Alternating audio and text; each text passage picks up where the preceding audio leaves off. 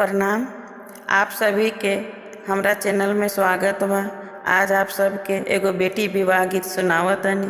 आशा बा कि आप लोग के पसंद आई तो लाइक और कमेंट जरूर करम। नदिया किनारे धोबिया बसी गईले हो पसारे, लगल मोती के सारी हो पसारे, लगल बनारसी सारी। नदिया किनारे धोबिया बसी गईले हो पसारे, लगल सिल्क के सारी हो पसारे, लगल सिल्क के सारी। घर में से निकालेली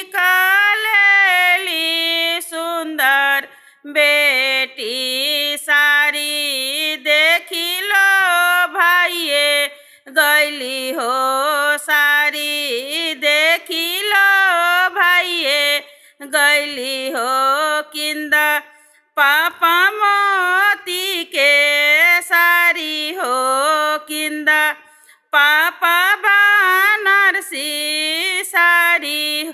तोहर जन्मवा बेटी गरीब के घरवा हो, कहाँ पैबा मोती के सारी हो, कहाँ पैबा बनारसी सारी हो। तोहर जन्मवा बेटी गरीब के घरवा हो, कैसे किनी मोती के सारी हो, कैसे किनी मोती के सारी।